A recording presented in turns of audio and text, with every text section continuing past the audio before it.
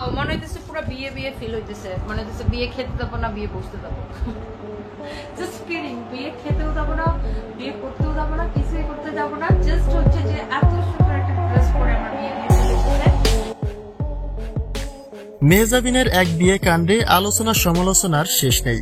নানা নাটকীয়তার মধ্য দিয়ে বিয়ের কাজ শেষ হলেও থামছে না সমালোচনা। বিশেষ করে বিয়ে মুহূর্তের নানা রকম কর্মকাণ্ড হতে এবার আলোচনায় উঠে এসেছে বিয়ের লোকেশন। এক বিয়ে কাণ্ডে সবকিছুতেই যেন প্রশ্নবিদ্ধ হচ্ছেন মেহজাবিন চৌধুরী।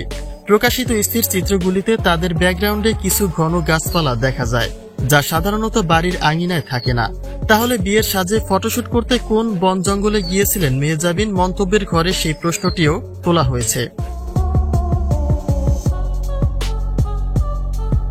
বিয়ের এই অনুষ্ঠানে আয়োজনটা খুব বড় পরিসরে করেও যেন স্বস্তি মিলছে না মেহজাবিনের, কেননা তিনি তার বিয়ের মঞ্চে নানা রকম নাটকীয়তার মধ্য দিয়ে বিয়ের কাজটি সম্পন্ন করেছেন, আর সে বিষয়গুলি এক এক করে আলোচনায় উঠে আসছে। যদিও স্বামী রাজীবকে আপন করে পাওয়ার আনন্দে তিনি এত বেশি মাতোয়ারা হয়েছিলেন, কিন্তু তা মেহজাবিনের মতো একজন নায়িকার জন্য প্রযোজ্য নয় বলেই মনে করে নেটিজেনরা। মেহজাবিন তার এই বিয়ে কাণ্ডে সবচেয়ে বেশি সমালোচিত হয়েছেন সাদা পোশাকে ভিন্ন স্টাইলে স্বামীর সঙ্গে যত রোমান্টিক সিন করে। বাঙালি নারীদের বিয়ে সাজ কিংবা আনুষ্ঠানিক আয়োজন এমনটা হয় না, এগুলি সাধারণত খ্রিস্টানদের বিয়েতে বেশি দেখা যায়। যদিও মুসলিম ধর্মের নিয়মে সাদা পোশাকে বউ সাজার অনুমতি রয়েছে, কিন্তু সেটা একজন মুসলিম বাঙালি নারীর জন্য বেমানান বলে মনে করে নেটাগারিকরা।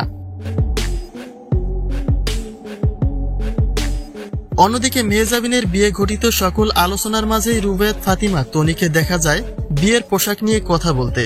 যদিও পোশাক বিক্রি করতে লাইভে আসা ছিল তার, কিন্তু হাসি ঠাট্টায় অনেকে বলছে এত বড় ডিজাইনার দিয়ে সাদা লেহেঙ্গা না বানিয়ে যদি তনির কাছ থেকেও অন্তত একটা লাল শাড়ি কিনে পড়তো মেহজাবিন, তাতেও অন্তত বাঙালি বউদের আভিজাত্য টিকে থাকতো।